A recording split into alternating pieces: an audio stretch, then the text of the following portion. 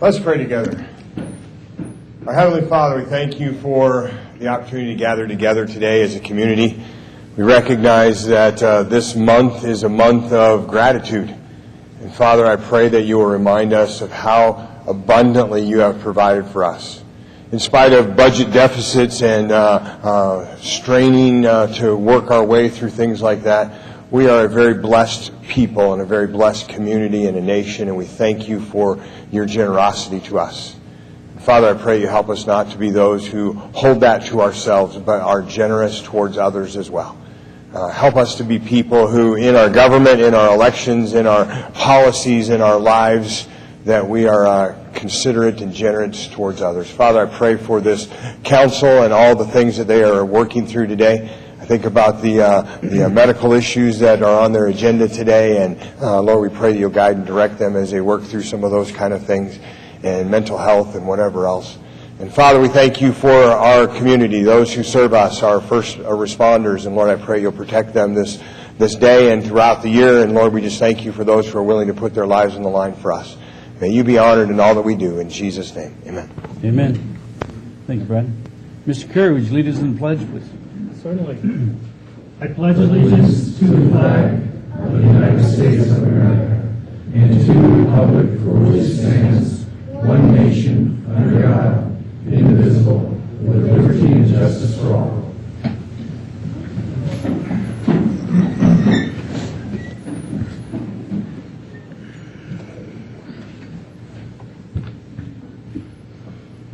Okay, comments from the public. Would anybody like to speak at this time? I don't have any cards. Okay, seeing none, we'll bring it back. Approval of the agenda. Anybody want to pull anything or... Okay, looking for a motion. Mr. Schmidt. Mr. Mayor Pro Tem, I'd like to make a motion we approve agenda as outlined, with the exception of when we come to 6.1, ask for that a continuation. Okay. We have a second? Second. Okay, we have a motion by Councilman Schmidt, a second by Councilman Kerrigan. Any further discussion? All in favor, please vote.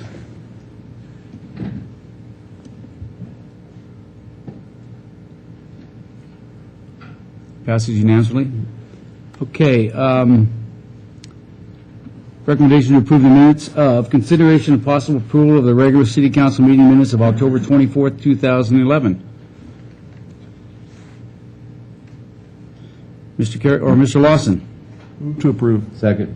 Okay, we have a motion by Mr. Lawson and second by Mr. Kerrigan. Any further discussion? All in favor, or I'm sorry, please vote. I've got 4 different things I'm pushing up here today. That passes unanimously. Thank you. Okay, number 4, announcements, presentations, recognition items, and items of special interest. Stuart and Jenny, Jed, are you here? Come on down, please. We have a proclamation for Pancreatic Cancer Awareness Month. Sure, have a seat. There's 2 chairs there. Okay. And I'll read the proclamation and then like a few words. Okay? Thank you. Whereas in the United States in 2011, an estimated 43,000 people will be diagnosed with pancreatic cancer and 37,700 will die from the disease. And whereas pancreatic cancer is one of the deadliest cancers and is the 4th leading cause of cancer death in the United States. And whereas when symptoms of pancreatic cancer present themselves, it is usually too late for an optimistic prognosis, and 74% of pancreatic cancer patients die within the first year of diagnosis, while 94% die within the first 5 years. And whereas in the United States, African Americans have the highest incidence rate of pancreatic cancer, between 34 and 70% higher than other ethnic groups. And whereas there is no cure for pancreatic cancer, and there have been no significant improvements in survival rates in the last 40 years, and whereas the federal government invests significantly less money in pancreatic cancer research than it does in any of the other leading cancer killers, and whereas the Pancreatic Cancer Action Network is the only national patient advocacy organization that serves the pancreatic cancer community by focusing its efforts on public policy, research funding, patient services, and public awareness and education related to developing effective treatments and a cure for pancreatic cancer. And whereas the Pancreatic Cancer Action Network and its affiliates and Sparks support those patients currently battling pancreatic cancer as well as those who have lost their lives to the disease and are committed to nothing less than a cure. Therefore, Gino R. Martini, Mayor of the City of Sparks, Nevada, so hereby proclaim November 2011 as Pancreatic Cancer Awareness Month.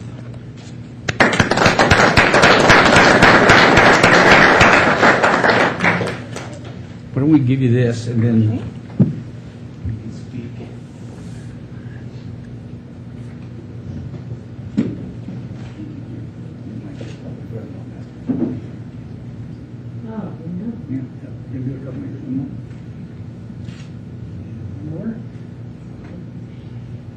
Blue dots go away.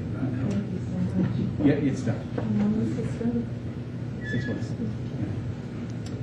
Yeah, I just wanted to say thank you so much to the Mayor Pro Tem, and to council members for recognizing November as Pancreatic Cancer Month. I understand that Council Member Smith has been touched with pancreatic cancer in his family as well. And I just wanted to also show you some of the things that we're doing. This was a project that part of a project. This is the last poster I have that's of this size.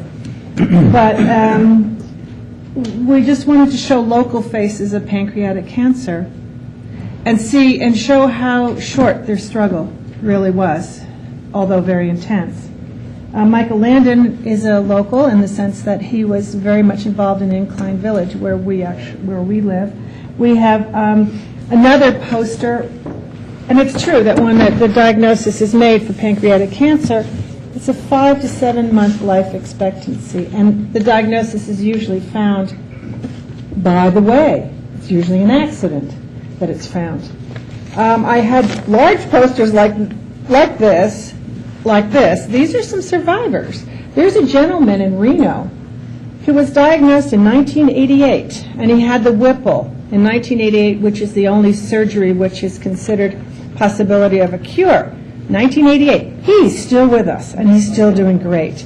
But the facts and figures are the same since 1988.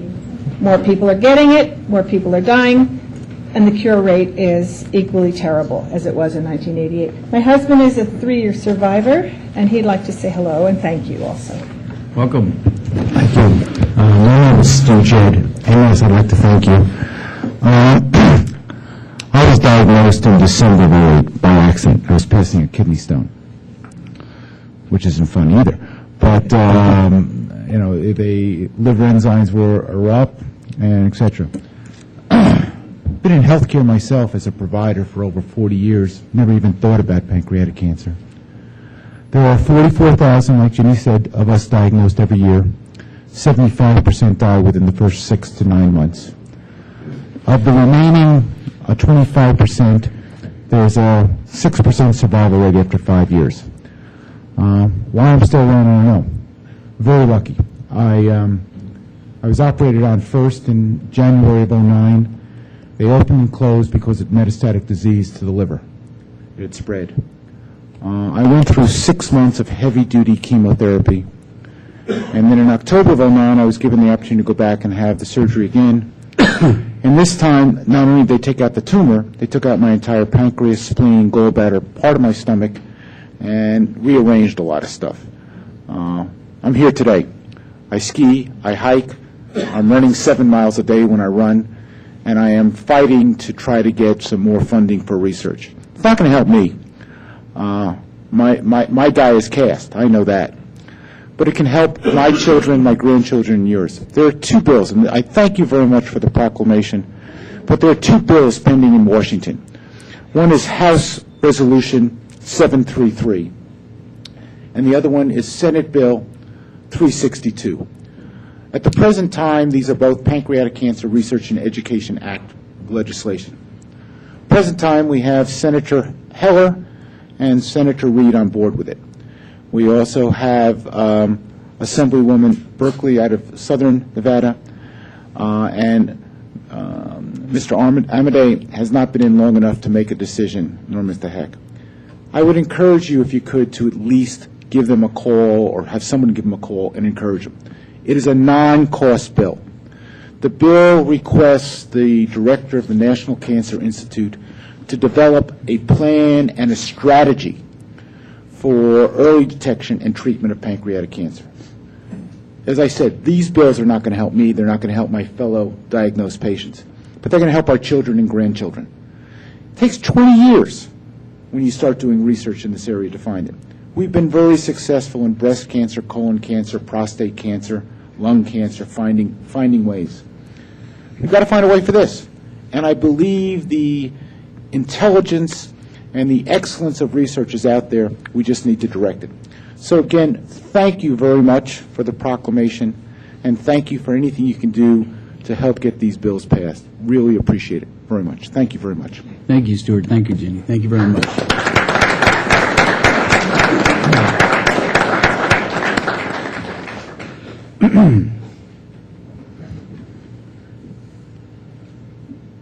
Okay, 4.2, we have a presentation upgrade by Washoe County District Health Officer, Mr. Joe Iser, who's fairly new on the job, and Jim Goebbels, REMSA VP Sales and Marketing on Regional Emergency Medical Services Authority.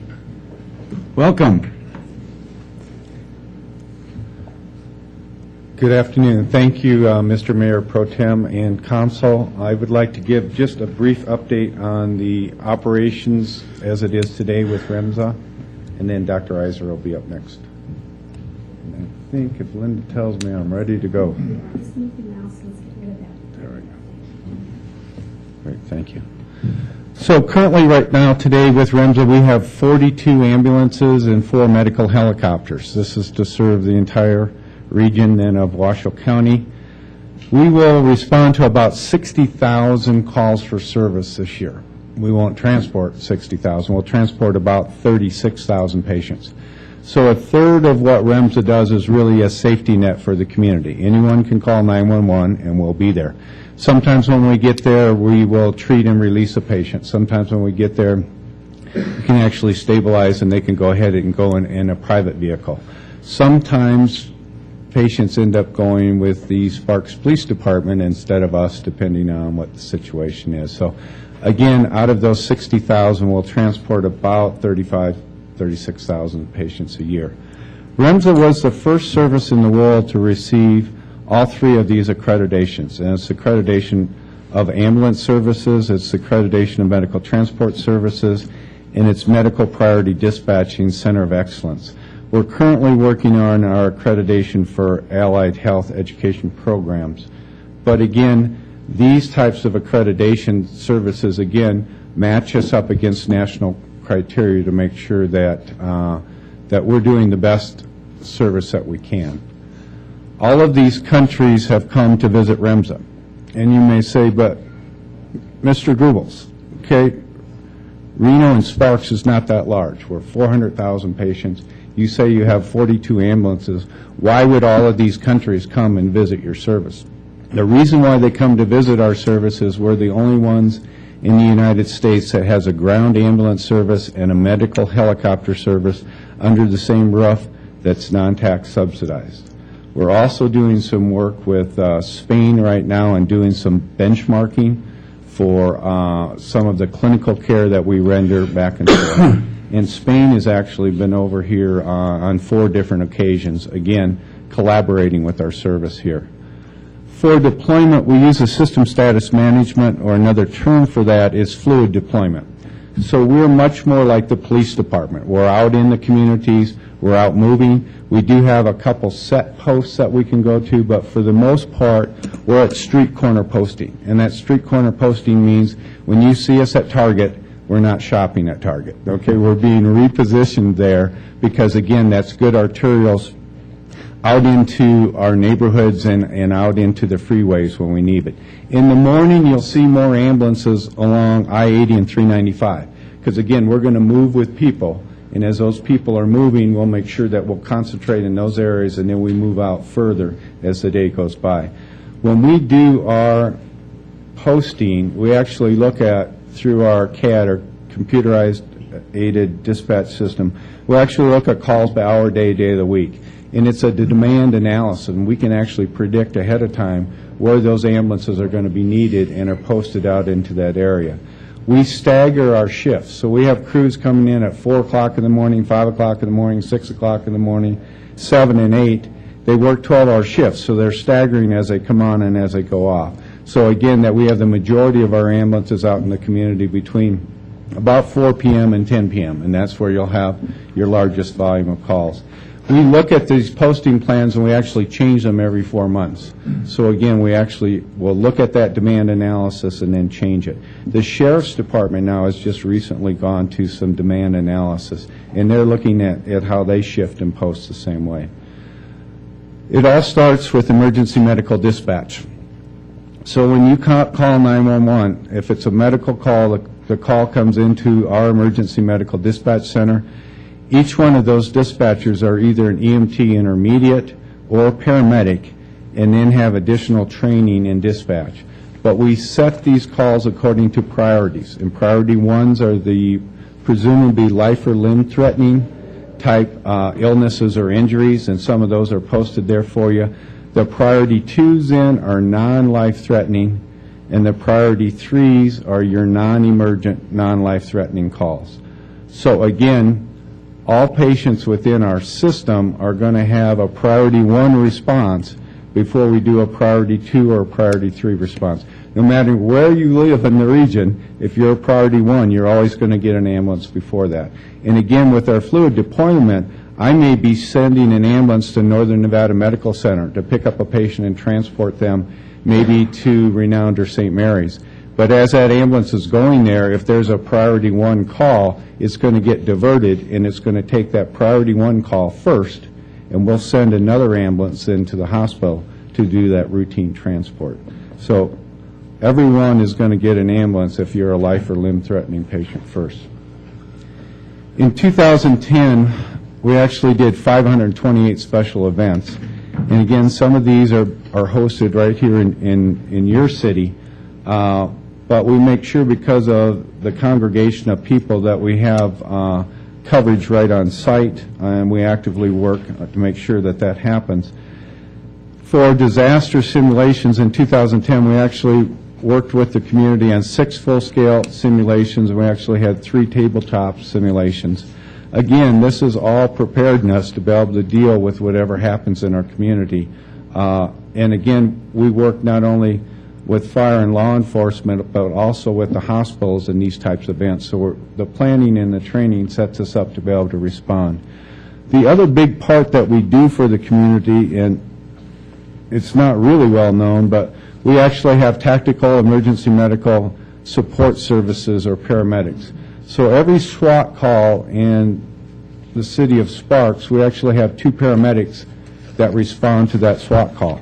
They're there in full protective gear, so they have helmets, bulletproof vests, they're dressed, again, just like our SWAT teams. They're there primary to deal with if anybody in law enforcement gets hurt, but secondary, they're on scene to deal with if there's any victim that should come out from that. But not only with Sparks, but all the way through to the FBI, and we actually went out on 1 U.S. Marshal. We actually teach this program how to be TEMS medics, and it's taught right here at our local training centers. The education department we have at REMSA is huge. In fact, we're the largest EMS training center in the state of Nevada. With that, we're affiliated with UNR. We're also affiliated with the University of Maryland, Baltimore, again, as a training site for them. We're the lead agency for the American Heart Association Regional Training Center. We actually do all the advanced cardiac life support teaching and recertification for both St. Mary's, Northern Nevada, and now Regional Medical Center. We train over 1,000 students a month, so it really is a huge asset back to our training center and what we do. During the air race response this year, we actually transported 54 patients in 62 minutes. We had already 4 ambulances on scene, and that's part of that standby preparedness that goes along with large events like this. We also had another 4 additional teams on the ground. 14 ambulances immediately responded to this incident. Another 12 ambulances were deployed within 20 minutes. And again, when we did our callback, we had 113 employees come back in duty within 20 minutes. But it was because of this flexibility that we were able to respond initially to the large event, but then we also had the backfill to cover the rest of the 911 calls into the community. But again, it was a huge availability to be able to fluctuate and get those ambulances back and out in the community to deal with both the air races and then the rest of the calls.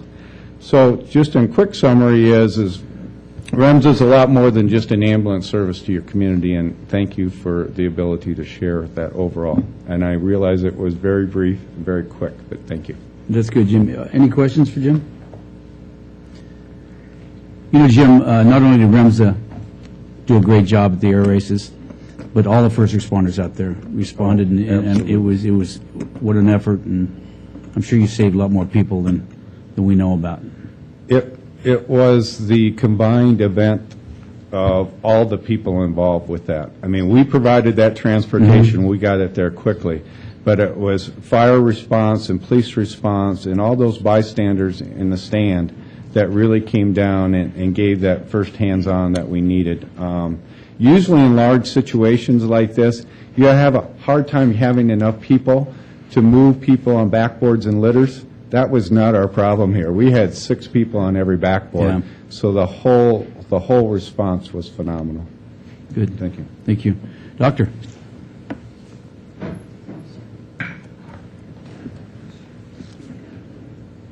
Do you want me to hit exit, Linda? Oops. Let me just get you.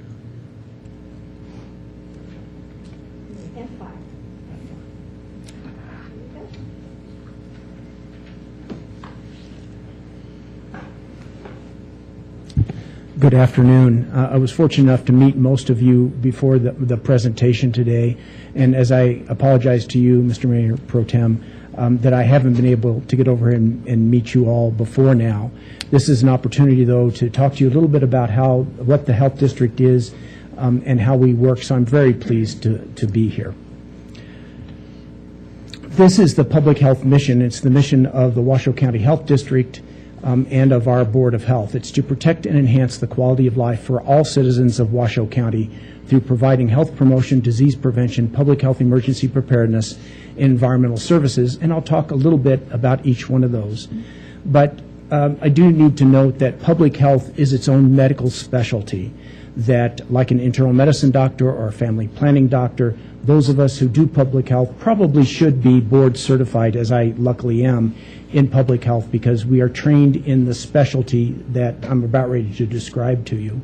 The other thing to point out to you as an introduction is that I do consider that I have 420,000 patients here in Washoe County. I don't see each one of them. I'll see very few of them, but I hope that the actions of the Washoe County Health District and of the District Board of Health help to impact the health of every single person in some way or another to the positive. So public health is the application of knowledge to the identification of society's health needs, along with government and private initiatives that address those needs, and we include all types of health providers.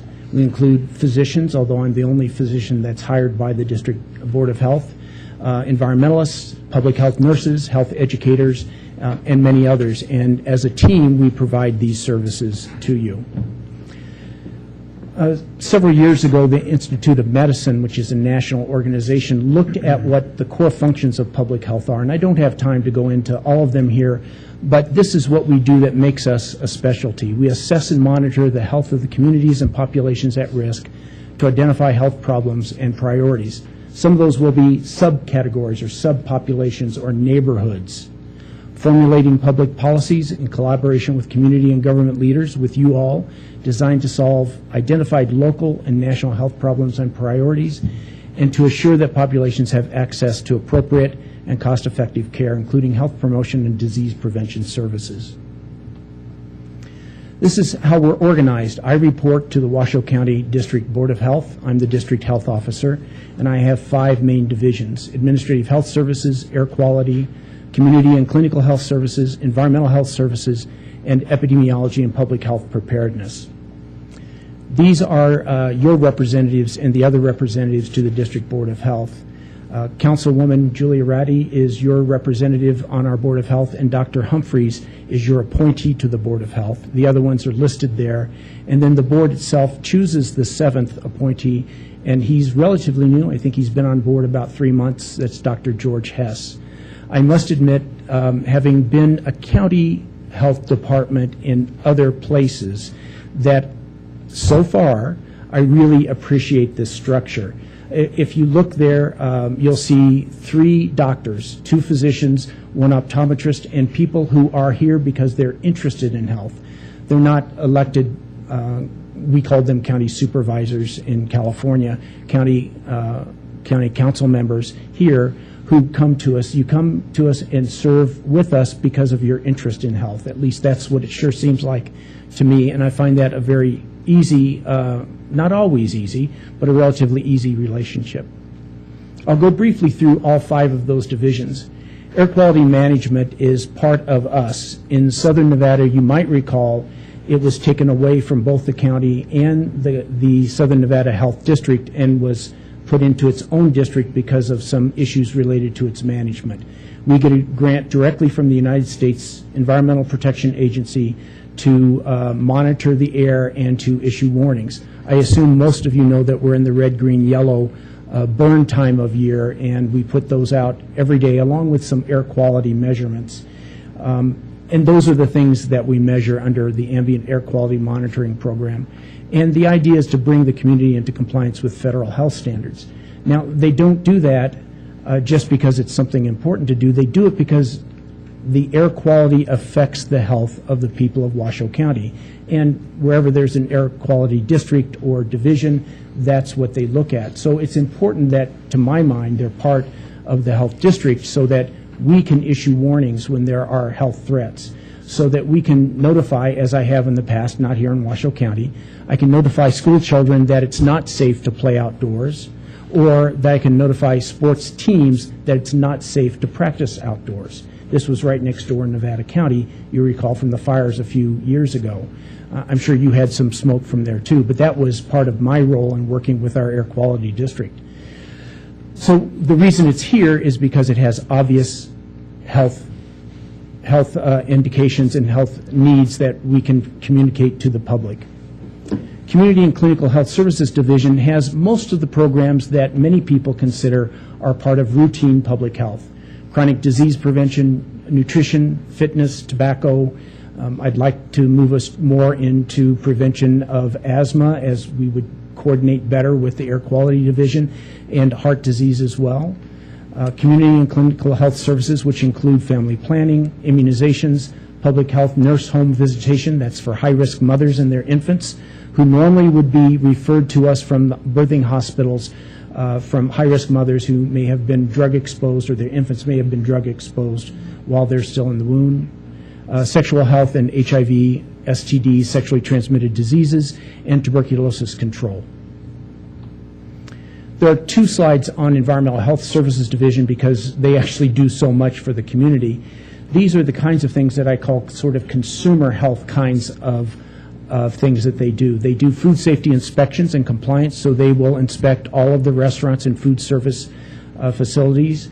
We're getting ready to go into inspecting some of those food service facilities at UNR, for example, which normally has been the realm of the State Health Division, but they want to transfer that down to the local health authorities.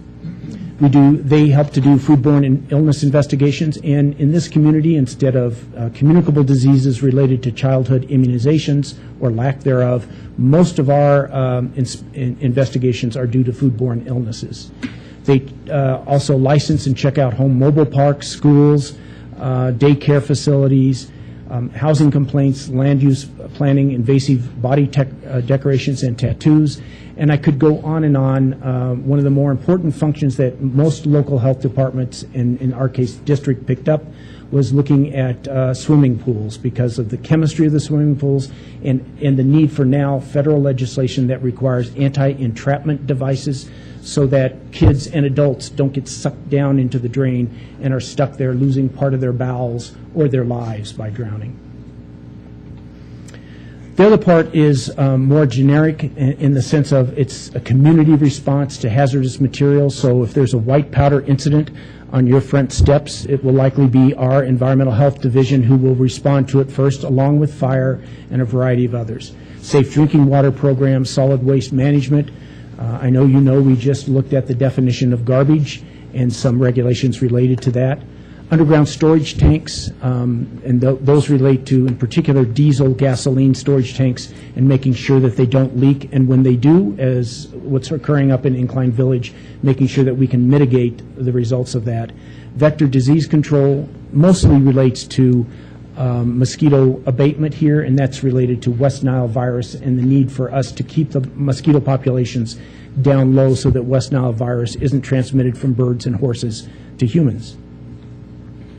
Epidemiology and Public Health Preparedness Division is the one that really looks at the health of the community, surveillance and analysis of health data, communicable and chronic diseases, foodborne illnesses, guidance and monitoring of disease investigations, all hazards emergency preparedness, and we get federal grants that come down through the state to do this on bioterrorism, pandemic influenza, national epidemics, natural disasters, and vital statistics also sits in this division.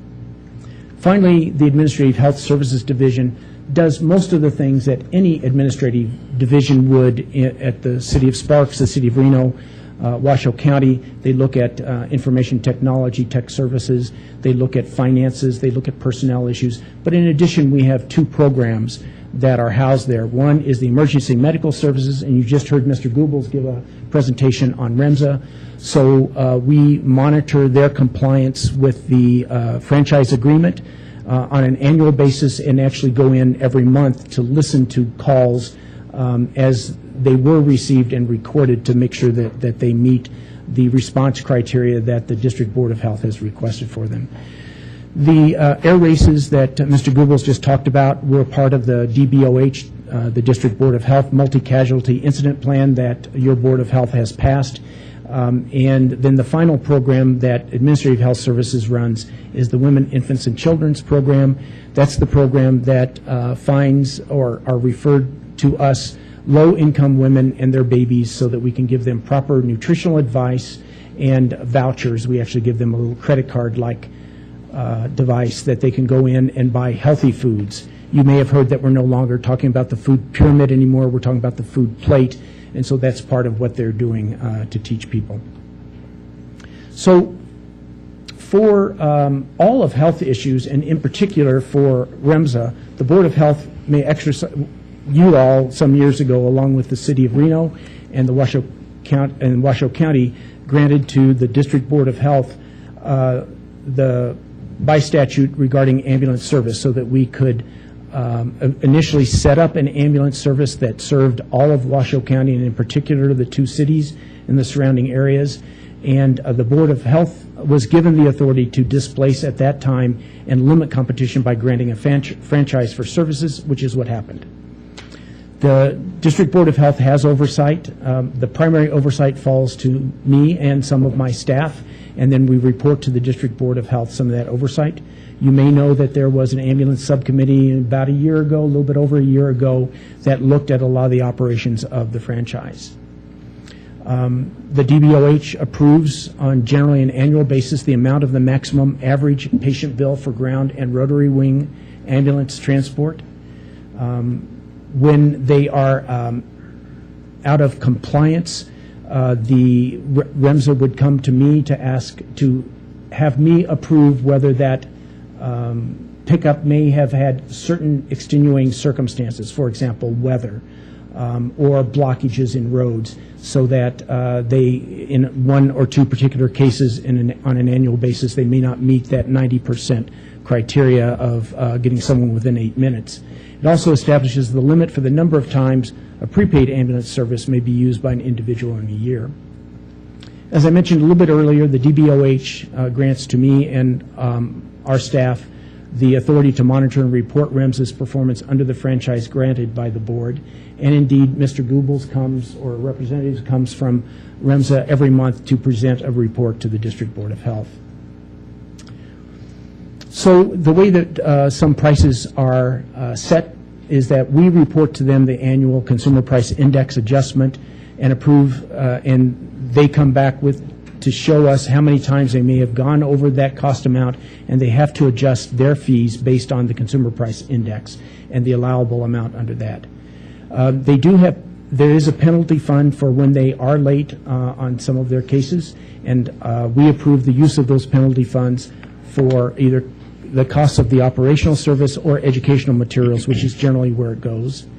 Every year they are monitored by an independent auditor, and we receive that financial document, and we put that into our report to the DBOH. As I mentioned earlier, we review disputes and time exemptions for pickups, and again, we report the annual performance to the District Board of Health. Beyond that, there are a couple of things that also are important to all of the people of Washoe County. And as you may know, there are reportable conditions. In particular, those would be vaccine immunizable diseases or other diseases of public health importance that have to be reported to us. It's an ongoing struggle to get physicians and laboratories to report the things to us that they need to. We're trying to go online with a reporting system right now. And how we respond to those diagnoses, it may be gonorrhea, it may be any of a number of reportable diseases. We confirm the diagnosis, and sometimes it's incorrect. Just recently, we had a number of cases of gonorrhea that were reported to us from one of the hospital laboratories, and when we checked out their laboratory procedure, we found that it probably wasn't adequate. They're in the process of changing their laboratory procedure to meet modern standard, or to meet public health standards. If the diagnosis is confirmed, we identify the contacts, we identify the source of infection, we determine if a case is employed in a sensitive occupation, and let's say it's a food service worker with a GI disease, with a diarrheal disease, I can exclude them from working in a restaurant while they're still communicable. We will determine through investigations and surveys the extent of any outbreak, and then we can carry out measures for prevention, suppression, and control. In chronic disease, as important as infectious diseases are to us, most of the deaths that occur nationwide and here in Washoe County are due to chronic diseases, approximately 80%. So it's the largest proportion of overall morbidity and mortality. Generally, these diseases are not reportable. There are cancer registries, and in general, those aren't required for physicians to report to. But when they are, that helps us look for a cluster of cancers, for example. We look at death records to determine the cause of chronic diseases, the application of long-term studies, hospital discharge data, some other surveys that we look at. We are in the process of doing a health status report that will be part of a longer-term strategy by the district and the Board of Health to look at a new strategic plan. This report should be done, actually all of the reports should be into our main epidemiologist, Dr. Todd, as of tomorrow. We'll be putting them into a calendar format. We'll be sharing them with the District Board of Health, hopefully by the December board meeting, and we hope to have out a fairly good idea of the health status of Washoe County by the end of December. And then I would like to come back to you with a report on that and to get your feedback on where you think we're going, where we should be going based on what we see the data to be. And from time to time, I'll be talking to Mr. Carey and offering presentations. If one entity of the three asks me or us to do something, I would like to be able to offer it to all of you. So I did a presentation for Washoe County last July on skin cancer, and we'll be coming back in the spring when the sun starts rising again a little bit higher in the sky to talk about skin cancer. And if there are issues that you would like us to report on in particular, I'm certainly open to that, and just give me a couple of weeks to pull data together in a presentation. Be happy to come back anytime. Thank you. Thank you, Doctor. Any questions, comments? A couple years ago they did it was a test, but it was to see how fast they could actually get everybody through the lines. I can't remember what, was it the flu shots? Those were flu shots, and that may have been a test, but it actually was an actual event. That was novel H1N1 swine flu is what some people called it. Right. A couple of years ago. Are they planning any more of those? Not this year. Okay. We didn't get any free vaccine, and that's important that we do that to be able to do these, we call them pods or points of dispensing. We've done exercises. I'm not sure what Washoe County has done, but I've used M&Ms and Skittles in the past for an anthrax, potential anthrax outbreak, where we actually do an exercise. These kinds of things that you refer to are better for us to do because they're real-life situations and give us a better idea of how people will respond. How many people did they put through that? Many thousands, and I could come back with you. I could send I you. don't need that. I know that it was very successful. Very successful, right. I do have a question for Jim on the dispatch. Does it go through our fire department, or does their dispatch go through you? What happens in Sparks, again, when you call 911, the primary PSAP is the Sparks PSAP, and they'll go fire, police, or medical. If it's medical, then it's transferred over to us. Okay. When we tone out the ambulance for a priority 1 or priority 2, that tone goes back into Sparks dispatch, so again, that they can tone out the fire service. But REMS is the only one that sets the priorities, right? Our fire department wouldn't be setting. No, REMSA sets the priorities using the national protocol that we use through EMD. Okay, thank you. Mr. Lawson? I have a question for Dr. Eisner. I assume you've read the agreement for REMSA, the franchise agreement? I have. I just have some questions on that. It's at the urging of several people. As part of what I do in my career job is I read contracts before the lawyer reads it, so we cut down on some of those lawyer fees. So I only found 2 pages worth of notes that I have on this, but I got a couple questions. When was the last date of a competitive bid for REMSA? REMSA has an evergreen contract, an evergreen franchise, so there is no competitive bid for that. Now, they do competitive bids and can do competitive bids for the actual ambulance service, and so Mr. Goebbels can answer that better, that piece better, if that's what your question is. For Well, the REMSA, question there is, no competitive bid. my understanding is it's the district health department oversees REMSA, and REMSA serves the county roughly as at the leisure or the pleasure of the board. Yes and no. As I So mentioned, is it the competitive bid for a different entity than REMSA? Yes, REMSA can do competitive bids for its ambulance services and has had 2 or 3 of them over the period of its franchise. But some years ago, way before probably any of us were either elected or appointed to our positions, there was an agreement to make REMSA an evergreen franchise.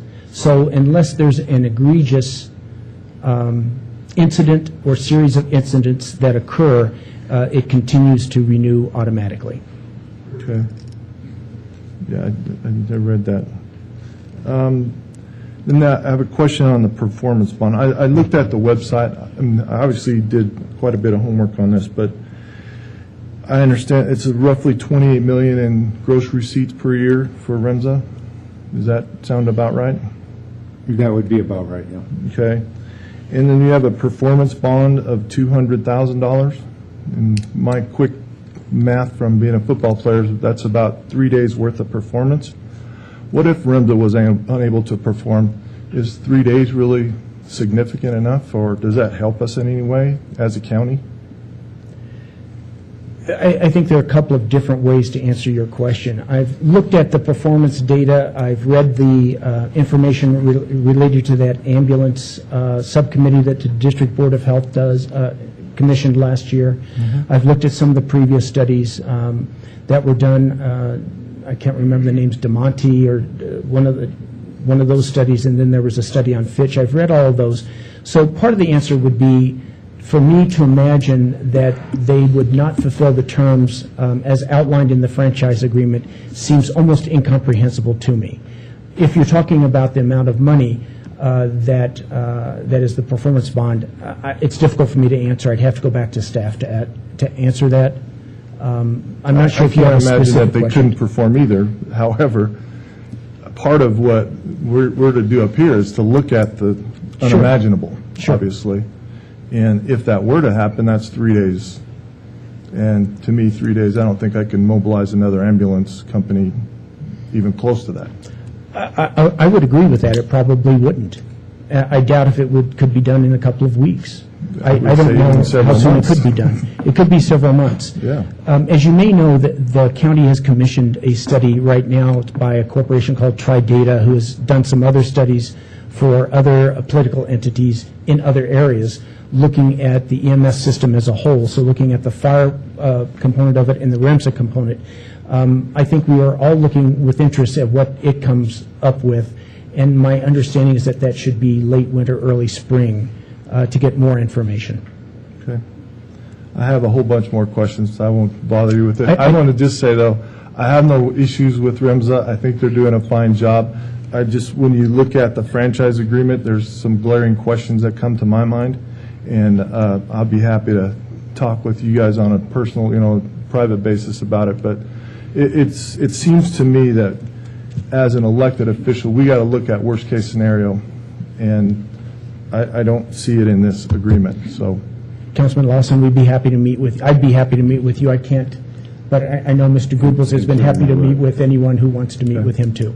Thank you. I actually be very happy to if you want to send me questions by email. Mr. Carey has my email. It's jiser@washoucounty.us. Pretty easy. Thank you. I don't think it's not on there. What other questions do you have, sir? I have 2 pages worth, so I don't want to take up anyone else's time. Okay. Thank you. Any more questions? Julia? I would just like, you've done this a million times for me, Jim, but if you would just do it one more time, because it's the question that I regularly get asked sometimes by my peers and sometimes by the public. So would you go through the response time and how REMSA measures response time so that we can make sure that everybody has a common understanding of that? Sure. Under the priority 1 response times, within our area, we have an 8-minute zone, a 15-minute zone, and a 20-minute zone. And again, each one of those zones are measured back for 90% compliance then for priority 1s. So for instance, last month, I think we were at 93% compliance. Those are including all of those zones. And again, it doesn't matter which zone you live in, okay, but it does on the compliance end that if you're in that 20-minute zone, that we have to be there in 20 minutes or less. If you're in the 15-minute zone, 15 minutes or less, or in the 8-minute zone, 8 minutes or less. And again, all of these calls are counted and stacked on each other, and it has to be 90% or better at the end of the month. In the 23 years we've been up and running, we've never missed that 90% compliance. And again, it's having enough ambulances out there deployed to be able to meet the demands and needs of the community. And is there or is there not a best response zone? There is also a best effort. And again, that was designed a long time ago with the best effort zone that can go. If you got to remember, we cover all of Washoe County, so it's 6,000 square miles that we cover. So if we get a call at Pyramid Lake, again, it's not a 20-minute zone, it's your best effort zone. Some of these other zones are actually in Peavine Mountain, some of them are in the Sierra Nevadas. So again, you still get an ambulance, okay? There's no priority 2 call that goes out that doesn't get an ambulance until that priority 1 call gets an ambulance. But again, there are areas that are further out and more difficult to cover. And so for the purposes of Sparks, everything in Incorporated Sparks is in the 8-minute. In the Incorporated Sparks is 8 minutes. There's a few spots that you guys have annexed over the last 4 to 5 years that we're still studying, that some of those are in 15 and some of them are in 8. Thank you. Any more questions? No, thank you, sir. Yes, sir. Do you mind, sir? No, go ahead. How much do you depend on the Sparks Fire Department and your medical emergency calls? The system that was started here in 1986 is a 2-tiered system. That means fire is the first response and REMSA is the ALS, Advanced Life Support Response. So in the city of Sparks, on all priority 1 and priority 2 calls, again, Sparks Fire will be alerted as a priority 1, priority 2 call. It's a 2-tiered system. Is the Sparks Fire Department expected to make medical decisions and perform medical services during that time that the call goes out, they get there, and REMSA shows up? They are licensed under the state of Nevada as an EMT intermediate licensed service. So again, they can provide intermediate EMT services if we're not on scene yet. And those could include anything from an IV to working with an airway to giving certain medications. Now, does REMSA hold harmless and indemnify Sparks Fire for medical services and decisions that are made when Sparks Fire is sued for medical malpractice? I cannot answer that question. That would be a question that I would have to refer back to you. We certainly don't have any hold harmless agreements.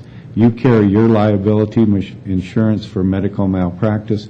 REMSA also carries its medical liability insurance for medical malpractice. So by showing up at your calls, the City of Sparks is looking at enhanced or increased legal liabilities for those emergency decisions that have to be made.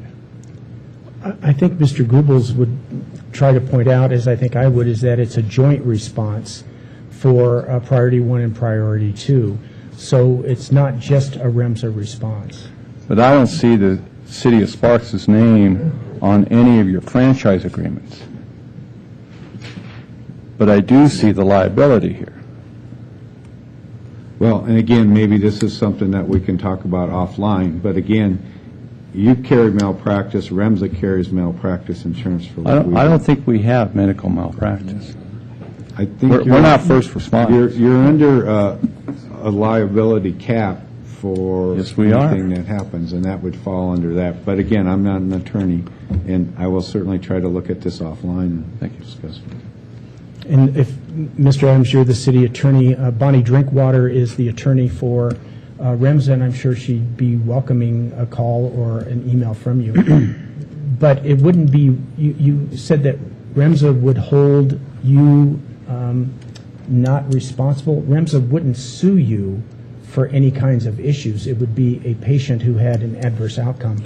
And in my experience as a physician, anyone who has touched that patient, whether it's a clerk at the front desk or a firefighter or several nurses or EMTs along the way, can be named in any kind of a claim. Oh, I agree. I agree. Everybody who's showed up is going to be there, but nevertheless, this is a call placed to REMSA, and REMSA is the first responder. And what I was trying to determine here is, you know, how much liability is the City of Sparks exposing itself to in order to assist REMSA in its franchise obligations, or to assist REMSA in the decisions that REMSA makes when it hires an outside ambulance service.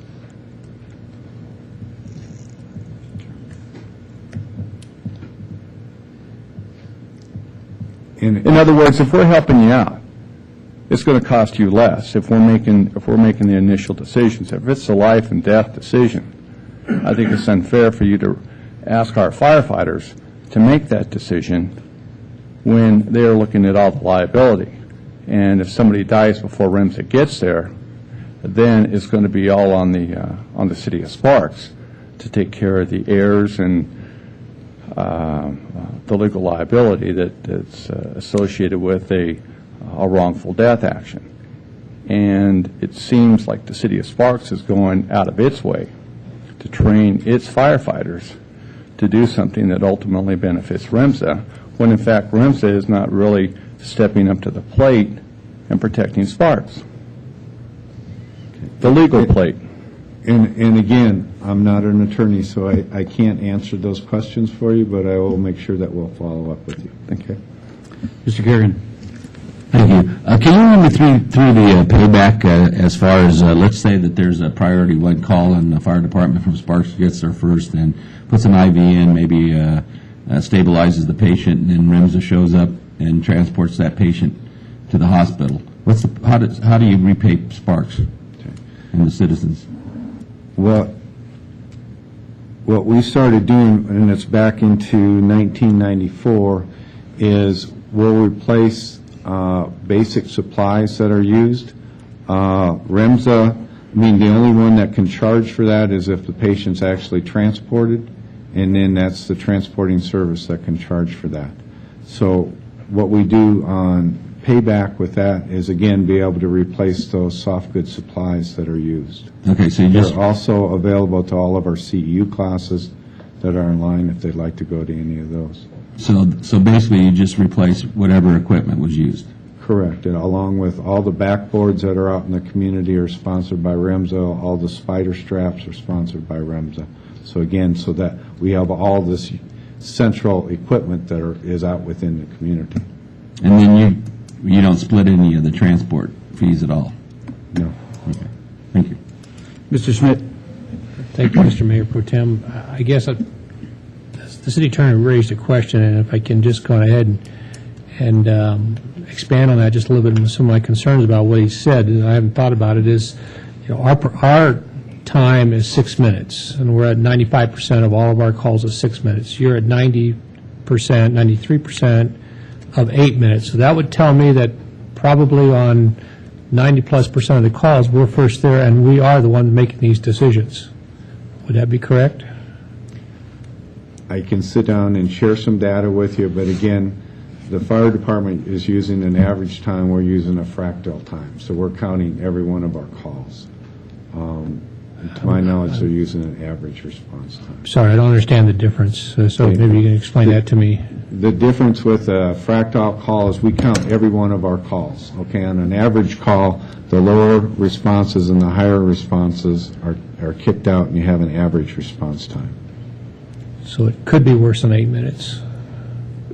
Your call No, could be... what I'm saying is all of our calls are counted. It's done on a fractile type basis. So I can give you an average time, but our average response time is like 6 minutes when you take all of these 1,500 calls in that.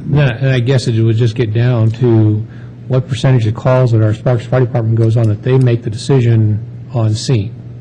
And that means who gets there first and who's making those medical decisions, because that is a liability. I mean, there's a certain percentage of those that you can expect to come back at you, and so that, I don't know if that makes the picture even more foggier for the city attorney or not, but I think that's important for me to know what percentages we're making those life-threatening decisions, and what does that cost our citizens in terms of liability insurance to go ahead and cover those decisions. Do you, or Mr. Adams, do you know how many lawsuits there have been related to first response by fire? We haven't had any, and my job is to prevent them or to try and figure out what to do afterwards. Now, we've had several lawsuits involving incidents that REMSA was there, and oftentimes our police officers are called to testify either before a deposition or sometimes even in court. Nevertheless, we are engaged in a very high-risk profession here. And because of that risk and because of the exposure to liability, and right now the city has its own self-insured insurance program up to $300,000. This day and time, $300,000 is still a pretty good chunk of change, especially when you're dealing with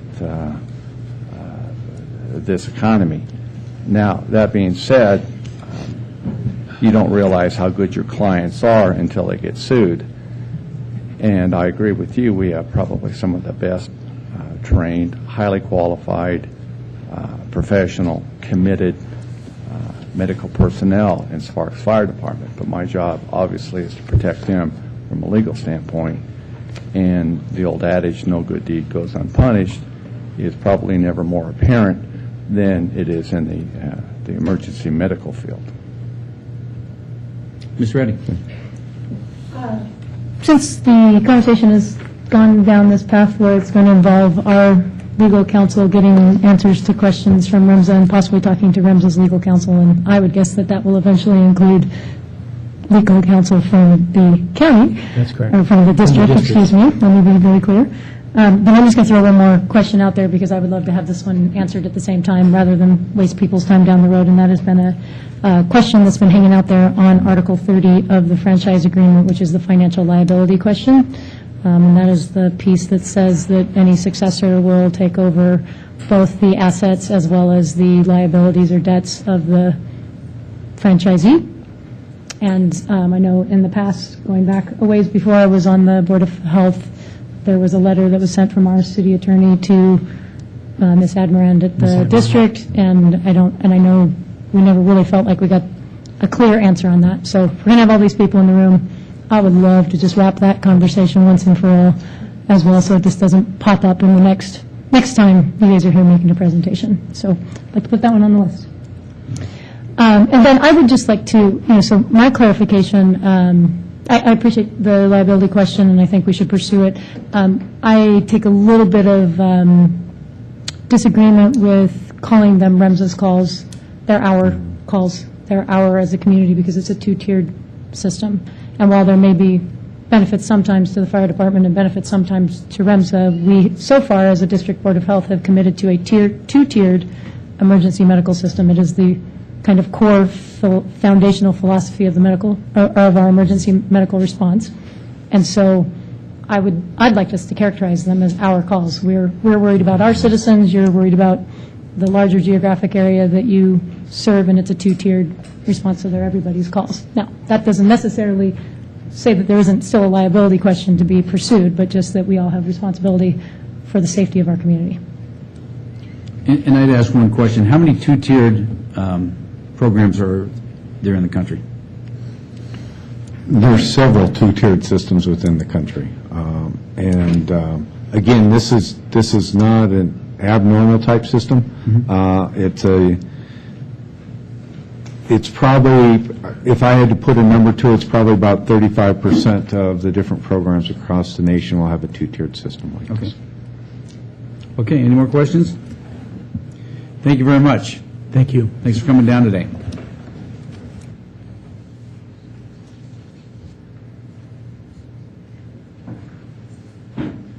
Okay, we'll move on to consent items. Anybody want to pull a consent item? Mr. Schmidt? Yes, Mr. Mayor, Pro Tem, I'd like to pull consent item 5.6, 5.7, 5.8, and 5.9. Anyone else?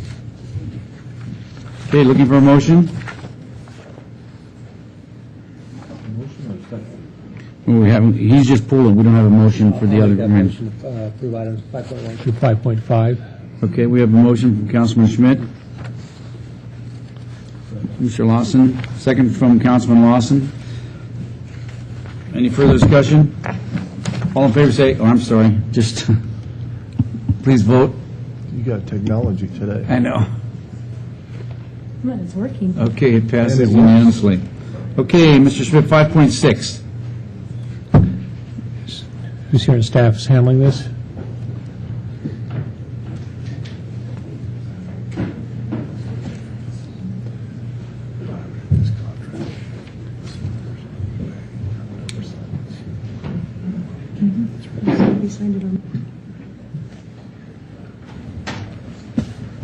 Mr. Pro Tem, Council, my name is David Briquetta. I'm the acting plant manager for the treatment plant. And I'm Kim Labor, the acting maintenance manager. Thank you. Tell me about this contract. This contract is with Kennedy Jenks Consultants. It's for work to be done out at the treatment plant. I'm just going to pull up the report on this real quick.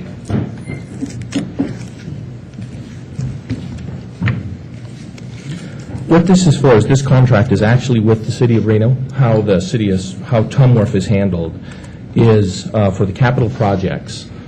The City of Reno contracts with Kennedy Jenks, and then under our master agreement, we reimburse Spark's share based on ownership back to the City of Reno.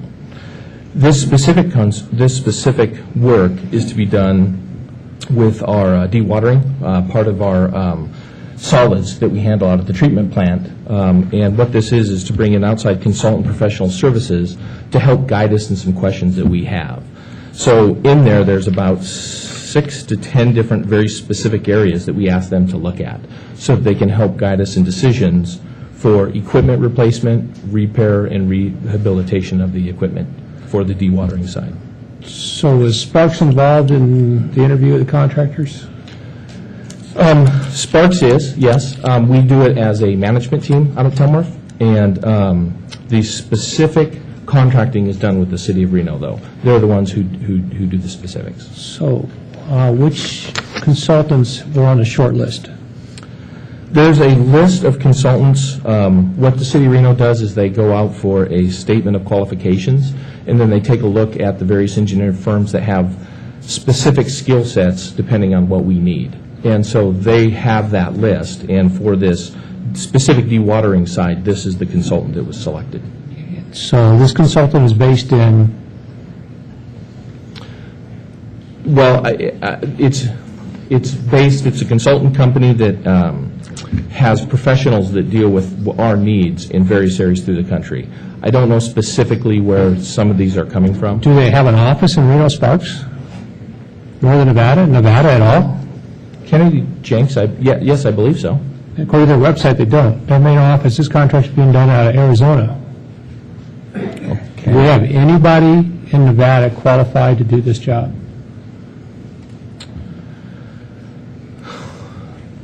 Well, qualified, we felt that Kennedy Jenks had the staff that would meet our needs for so we're going to pay for this staff to come here, to fly here, for hotels, rental cars, all that stuff, while we got people out of work here in town. Well, again, this is a portion of civil engineering, but it's a very specific section of that. I'm asking a question. Is there anybody in the state of Nevada that was on the short list that's qualified to do this job?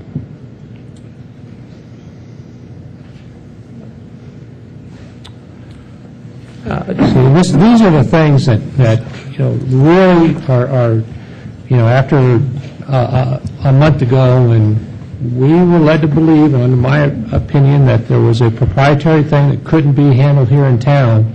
So I'm asking this on every single purchasing contract we approve from now on until we get policy and people understand this. Is there a local company that's able to do this? Because next week I don't want to get a phone call saying I was on the short list and nobody called me and said anything about this job. I want to know who's on the short list and if anybody's local was qualified. If I may interrupt, David. For the record, Neil Kurtz, Director of Community Services. Councilmember Schmidt, we hear you very clearly. What I would ask for today is time to get back with those answers to you. I do not expect that the staff is going to be able to spout off the top of their heads who is on the short list, whether they have a local office or not. So we would like to follow up with you in the next day or two. So you would like to continue on this item for the next meeting? No, sir. We're still asking for approval. It doesn't look like Reno's approved this contract until Wednesday. Yeah, well, it looks like it's supposed to be scheduled last Wednesday, but they didn't have a meeting last Wednesday, so it must be this Wednesday. Well, I'm in favor of continuing the item until I get my questions answered, so we know who we should expect those phone calls from companies in town if they weren't even notified that they weren't going to be given the job. Okay. Councilman Smith, just to answer one of your questions, that I just spoke with our representative from the City of Reno, and he said that this did go through their consent item, the City of Reno. Okay. So, but it doesn't go through until we say it goes through, because we pay the other half of it. Yes. So if we say no to this contract, it doesn't go through. So which would you like me to do? Go ahead and say no to it until we get the answers, or continue it until we get the answers? I believe we would like you to continue it until you get the answers. But I would also like to take this opportunity to point out that we've followed what we believe to be the city policy for selection of consultants, that we complied with state law and with city code in selecting these folks. And also part of the policy we have is that you will notify the council who all the bidders are. We get an engineer's breakdown on everything that comes forward to us. If I don't see the engineer's breakdown, or I don't see who's all on the short list, I want to know who I should expect to get phone calls from if this contract goes out of the area. Okay, sir, I do believe that to be a change, and we will certainly comply with that going forward. We have done that when we are out with construction contracts. You see everybody who has bid, you see the complete breakdown. However, when we are dealing with professional services contracts, it has not been our past practice to show everybody who was considered. We simply come forward with who we believe to be the most qualified, that we were able to negotiate what we felt was a good scope of work and cost for the service. This is a $150,000 contract. That's a person employed. We lost 42,000 people being employed in this community in the last 5 years. This is one. We can put somebody to work here. That's somebody's home that's going to be saved. That's somebody's family that's not going to be on food stamps and welfare. And I think we need to take a look at this. And I don't want to be paying airfare, hotels, car rentals, and everything else for somebody else to come in and take a local job. With all due respect, sir, I would ask that if that's how you want us to do business going forward, that the council set that policy and give us that direction. Well, I'm feeling like we've been caught here late in the process with now what appears to be a different set of rules. Okay. Well, I'm not going to sit down and argue whether there's been a change of the rules or not. I'm just stating that I think that this is something that every employee of the city of Sparks should be concerned about. How we send out money. It's not the first time we've had this conversation. We've been having it for months and years now. So I don't think it's a blindsided thing. Ms. Ratty.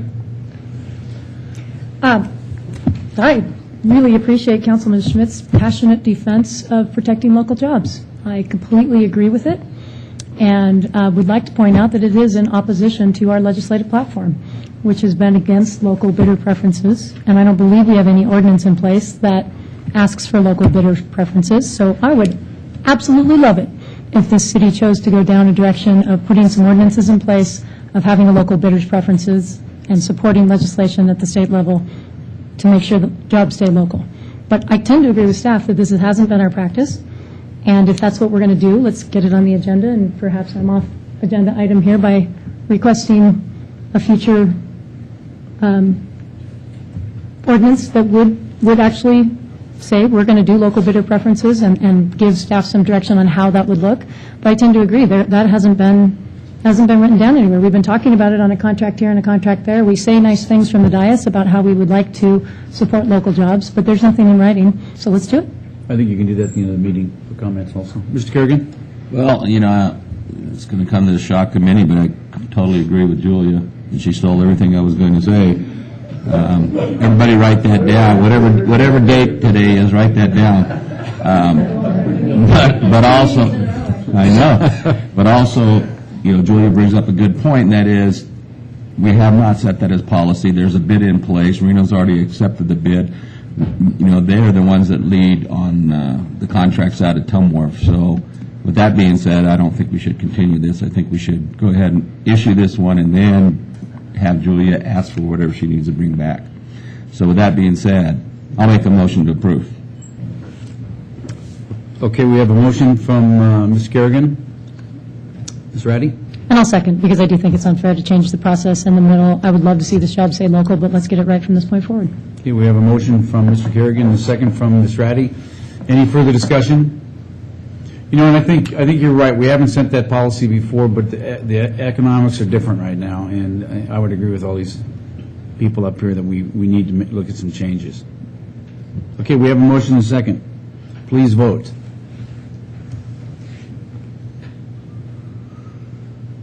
It passes 4-1 with Mr. Schmidt voting no. Okay, Mr. Schmidt, 5.7. Who's down this item?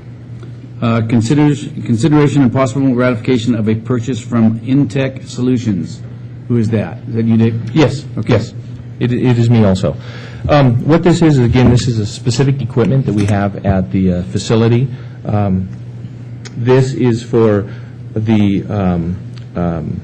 a specific piece of equipment used to run our pumps. And we have 4 of them, and one of them actually failed. And we needed to get another one that puts our permit at risk if we don't take care of it. So based on an emergency, we needed to get this piece of equipment in, and so we've actually ordered it because of lead time. It'll take months, 2 months, to actually get this piece of equipment in the facility. So we needed to go ahead and get that piece of equipment ordered so that we don't keep our permit at risk. And how did we bid it out? This, again, is a very specific. We have certain pieces of equipment and its commonality in the equipment that we have out at Tumworth. And if we were to do different bids, we might get different pieces of equipment. So this is for a specific piece of equipment to match what we have at the facility. So how did we get the price for this thing? We got a quote for it, and it's a local firm, Intech Solutions. Go ahead. We got quotes from Intech Solutions, which is a local Sparks company. Where are they located at? 27 Glendale Karen Circle, Sparks, Nevada. Because they're not listing Sparks on their website. I actually have their quote here. Okay. I'm not sure if I can hand it to you, but I'll make a motion to approve item 5.7. Cool, we have a motion from Mr. Schmidt Second.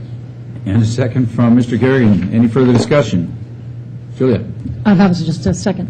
Okay. Okay, please vote.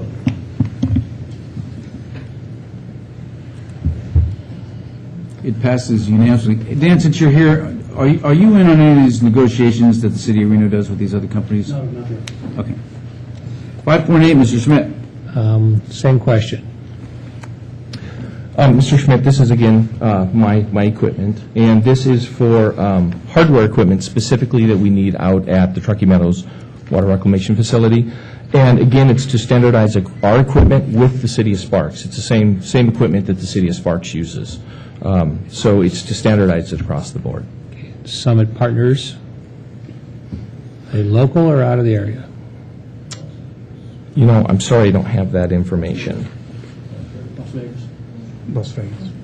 Las Vegas. So I'm assuming that this is computer equipment, correct? Yes. And there's nobody in northern Nevada that carries computer equipment? Again, this is specialty equipment that we have, and Did we do a rider with the state? Did we do anything? How did we bid this stuff out? it is receiving a quote from the vendor that provided the same equipment to the City of Sparks. So we didn't want to use different types of equipment because then we'd have incompatibility issues. So we went to one vendor, one quote, one for $53,000 worth of equipment. Yes, sir. Thank you. Okay, any more questions? Looking for a motion? One way or the other? Ms. Ratty? To approve item 5.9. Okay, we have a motion. I'm sorry, Mr. second. Mr. Kerrigan? I'm sorry, it's 5.8. 5.8, that's right. Mr. Kerrigan? Second. We have a motion from Ms. Ratty and a second from Mr. Kerrigan. Any further discussion? Mr. Lawson? No, that was the second. Okay. Okay, please vote.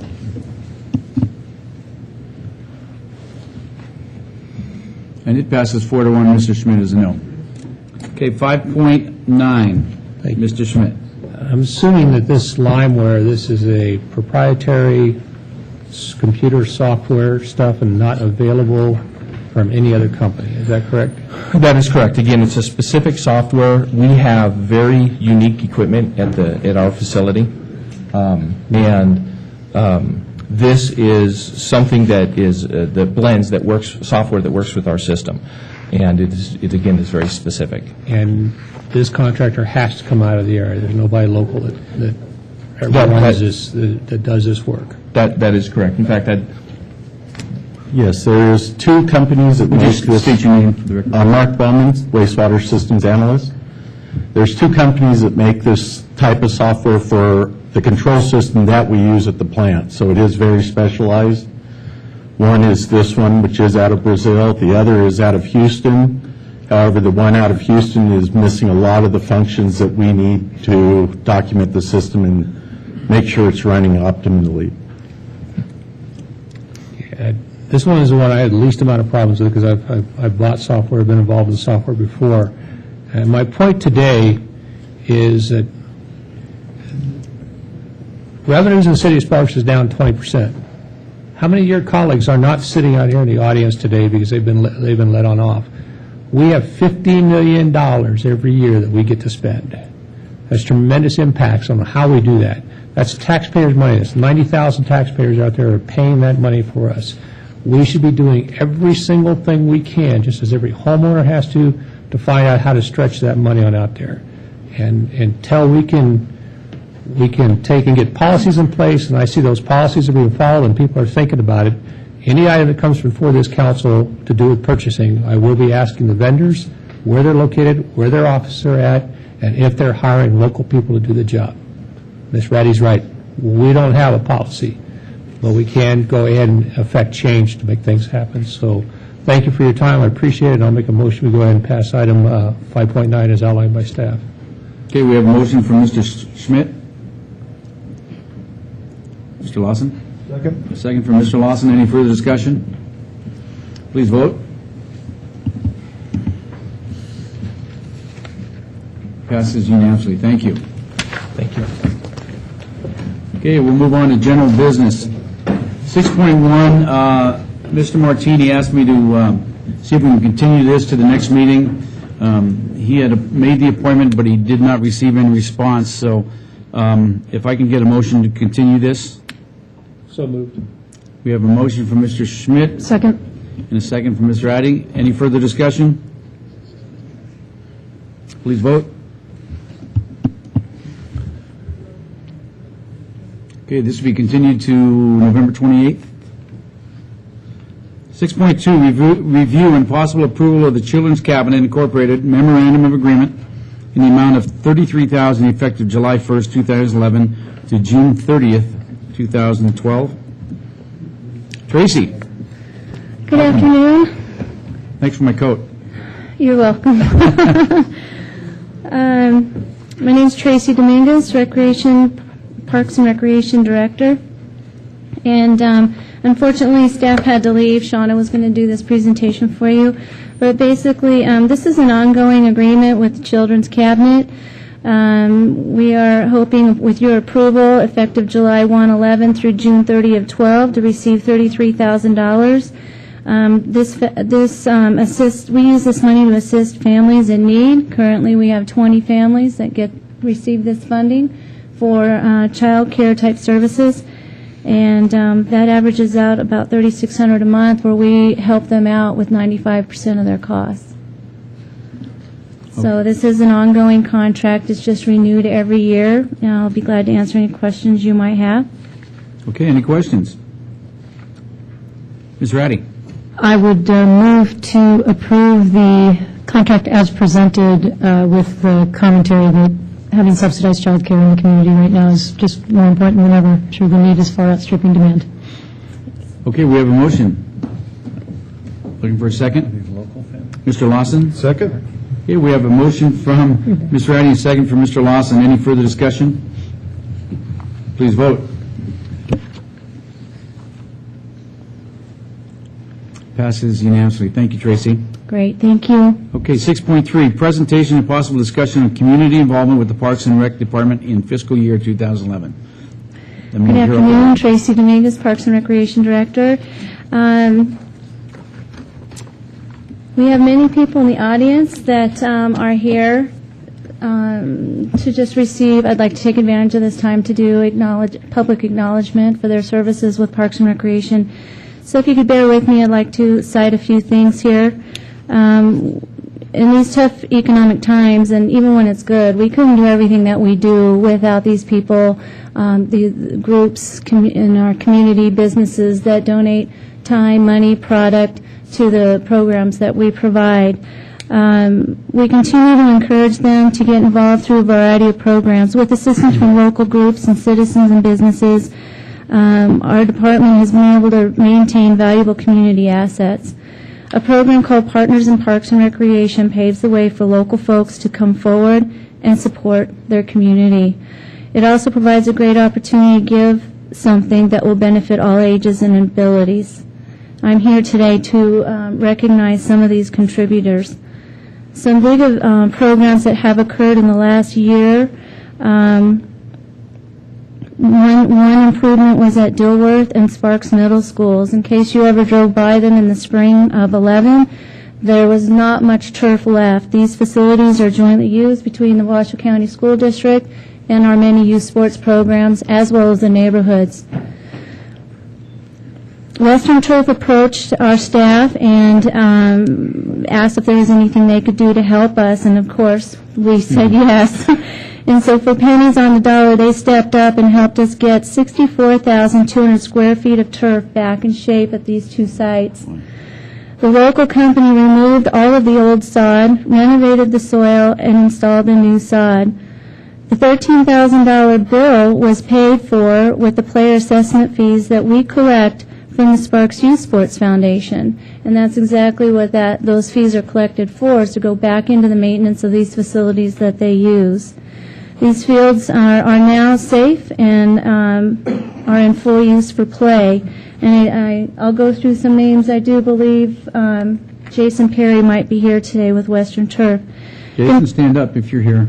And we'll have you come down in a moment. Thank you.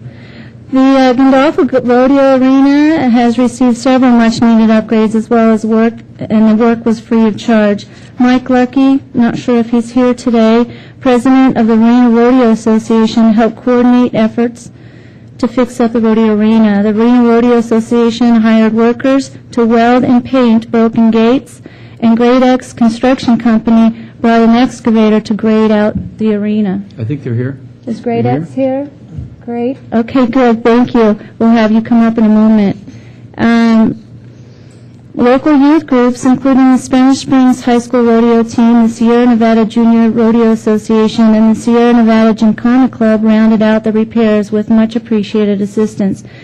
They are not only partners in Parks and Recreation, but we recruited them to be in our Adopt a Park program as well, so they will continue to assist us in maintaining the rodeo arena, which we know is named after Joe Gandolfo, who is with us today as well. And Joe, we wouldn't have a facility if it weren't for you. We'll have Joe come up in a moment. Volunteer hours also are tracked on a monthly basis. The following stats are from the year of 2011. Adopt a Park alone, 21 different groups, 904 hours. Adult sports programs, 240 hours. We had an office intern for 210 hours. Senior programs, 268 hours of volunteer time. Youth sports, 3,300 hours of volunteer time. These are all of our coaches and parents out there making that league a success every year. Leisure Without Limits, which is for programs for people with disabilities, 197 hours.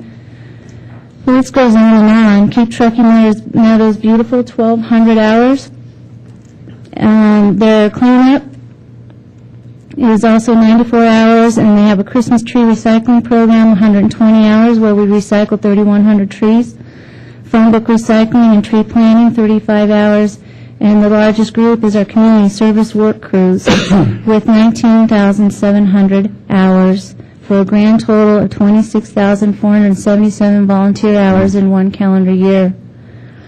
It's pretty impressive, and again, our parks and facilities and programs would not look the way they do today without these groups of people. Other examples of projects which received assistance include our Junior Giants program, made possible by the Sparks Sartoma Club. Sparks resident Wayne Tegria and approximately 15 Boy Scouts have done tremendous work along the ditch between Prater Way and Springway on Sparks Boulevard there, with a lot of tree planting and beautification efforts. The Kids Free Fishing Day, we have 100 plus, and then Kids Free Fishing Day, which is mostly done by the Sparks Rotary Club. They get all the credit with 2,000 youth out there fishing, and they have 100 plus Rotary members volunteering for that event every year. Lastly, we are 21 groups that are are active in the Adopt a Park program. If you're unaware, this program was developed about 10 years ago to recruit volunteer support. They help us by adopting a park, removing weeds and trash, painting, assisting with playground care and maintenance, reporting any areas that are in need of repair. Most recently, a group of 360 volunteers signed up through Summit Christian Church for the Sparks Parks portion of their annual Operation 39580 project. In 1.5 hours, this large group tended to 35 parks in Sparks. Their representative, Lisa Stovall, which I don't believe she's here today, but we may have Art here today. They were able to report that a lot of the parks were in good shape with minimal trash to pick up. All participating organizations in this program receive recognition with the sign placed at the adopted park, as well as acknowledgement in the seasonal Parks and Rec activity guides. The dedication of these groups cannot be dismissed or replaced. In our Adopt a Park program, Tony Pele has been instrumental in really building this program. For example, we've tried to make matches that make sense. So he went to schools that are adjacent to parks and really increased our Adopt a Park program by 22%. So now I'm proud to say that Lena Juniper Elementary School has Imoni Park. These are 2-year contracts with the ability to renew. Legacy Christian School has Burgess Park. Sparks Green Bay Lions continues to do Church Park, which is behind the Sparks Senior Center. The Bering Boulevard Veterinary Hospital does the small amount of landscape there in front of their business on Bering and North Truckee Lane. Diamond Motors and Pawn Incorporated do the southeast corner of Prater Way in El Rancho. Boys and Girls Club at Truckee Meadows. They have the club at the Larry D. Johnson Community Center, so it was a natural to recruit them to adopt Ardmore Park. Girl Scouts Sierra Nevada Troop 72 have Village Green Park. Sparks Spanish Springs Lions Club has Les Hicks Park. Summit Christian Church has Deer Park, as well as Poliquitas Park. Van Gorder Elementary School, Jacinto Park. Knights of Columbus has Alf Sorensen Community Center. Students from Bishop Minogue has Pawnee Ranch Park. Friends of the Park, which sounds like some local residents have taken pride in adopting Kestrel Park. Sierra Nevada Junior Rodeo Association, Sierra Nevada Gymkhana Club, and Spanish Springs High School Rodeo have all signed on recently to take care of the Gandolfo Arena. The list is extensive. I could go on. There's many more partners in our Partners in Parks and Rec program. So unfortunately, I don't think Charlie Hancock came back in. He had to go, but he's been instrumental resident and a big supporter of the Wettican Park project.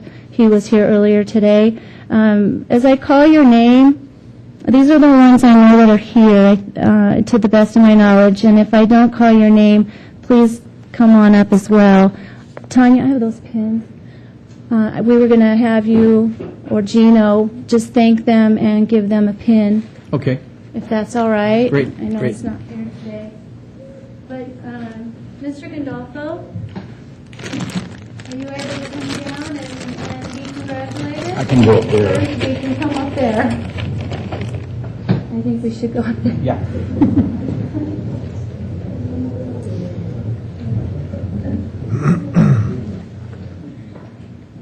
Thank you, Joe, for everything.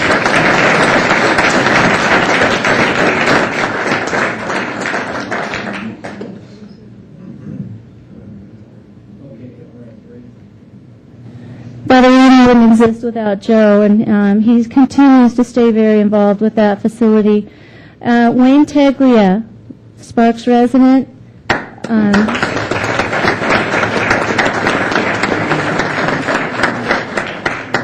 He was previously a Parks and Recreation Commission chair and continues to stay very involved in our community and beautification. Angela Foose was here earlier. She had to leave. She is currently on our commission as a partner in our Parks and Rec program. Tony Marini of Hot August Nights.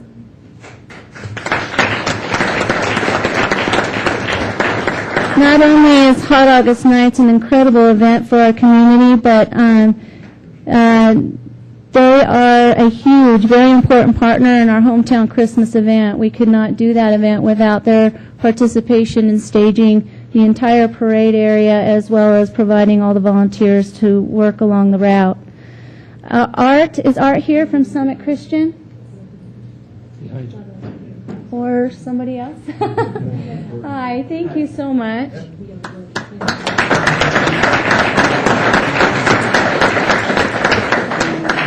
Thank you, everybody, too, for hanging in there with us today. Is Mark King here from the Sparks Youth Sports Foundation?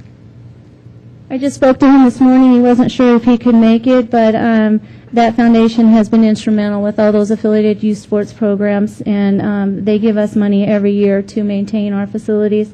Brian Eggers of Red's Golden Eagle Grill.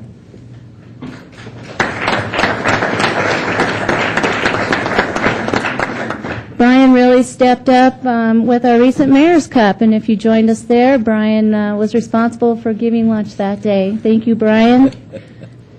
Is Denise Holliday here of Van Gorder?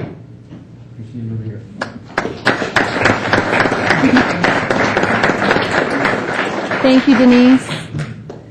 Pat Cleans and Doug Cardwell.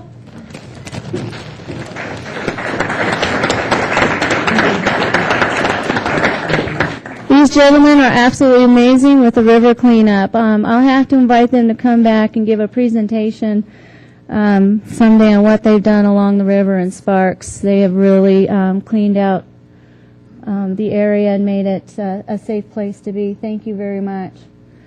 Angela left. Jason Perry of Western Turf.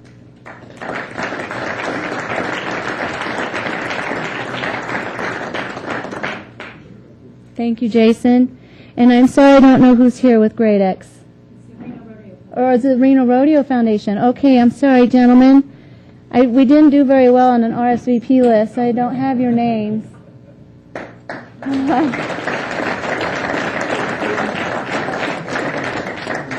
And are you guys Boy Scout? What's your group? Oh, okay. And well, stand up, please. Sierra Nevada Junior Rodeo Association, thank you.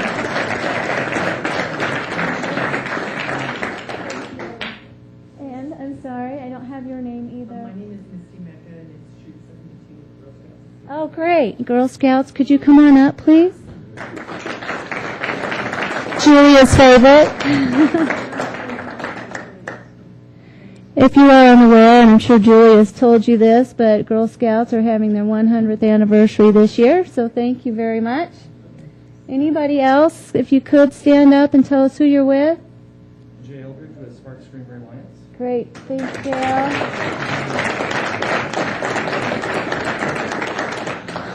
I'm so sorry. Kenny Rhodes, Spanish Springs High School Rodeo. Oh, great. Come on down, Kenny.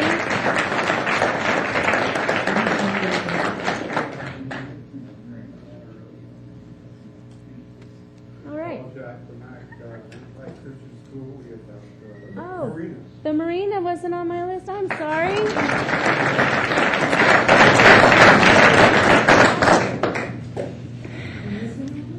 Anybody else that hasn't been recognized? It's a big group, but I'm so thankful to those of you who showed up today so that we could recognize you publicly. And thank you's not enough, but your efforts are more than appreciated.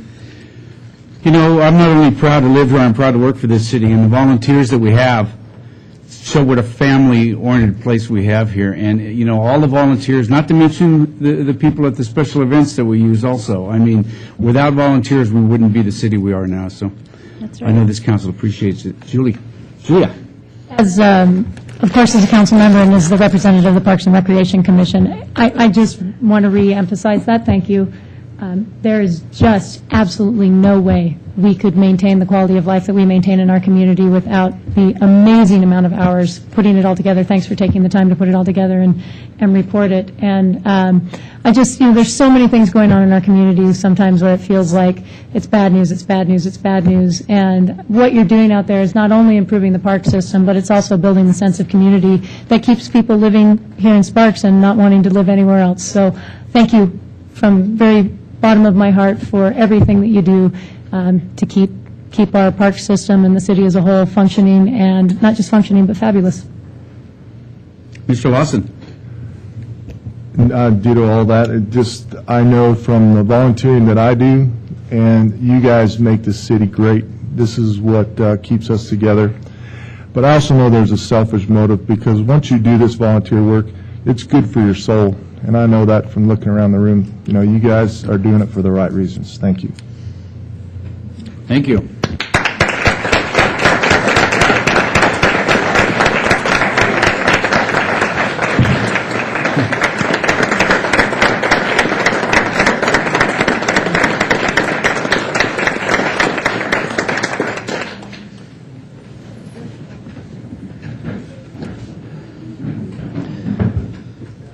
Bye-bye. Thank you. Okay, 6.4, consideration and possible approval of an interlocal cooperative agreement with the Regional Transportation Commission and Mr. Hale and Mr. Erickson.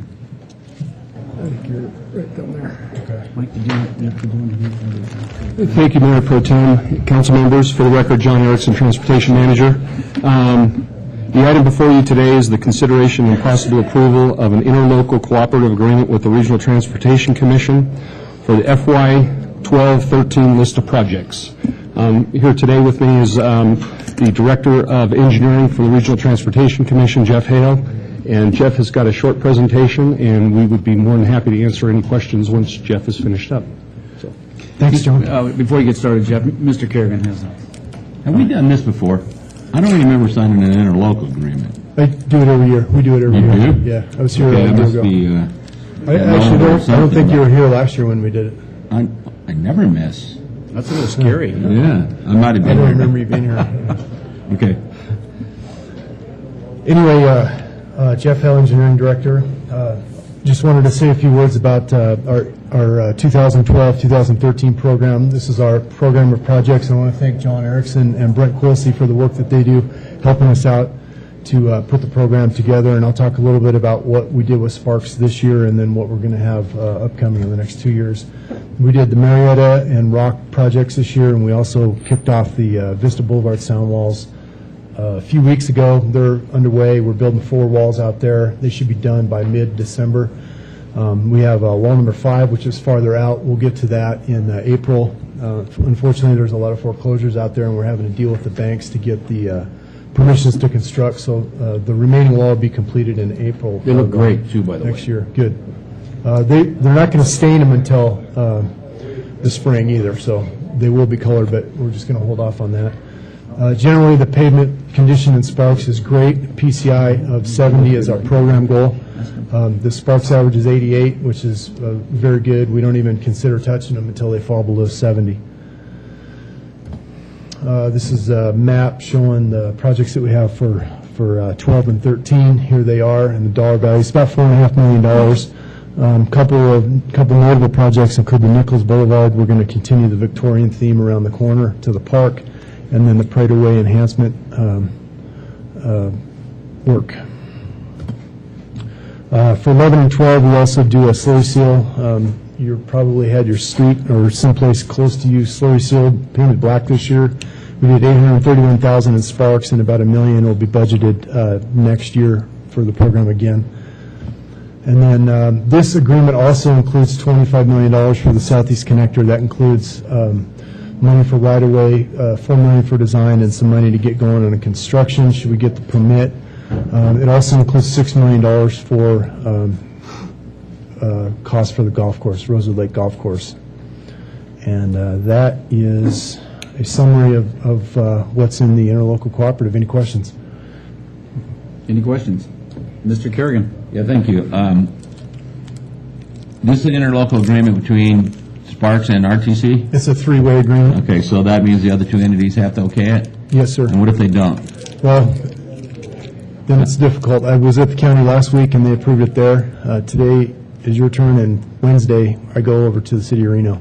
I don't know that there's been a case where they didn't approve it. If there was a change, we'd have to change it and start the whole process over again.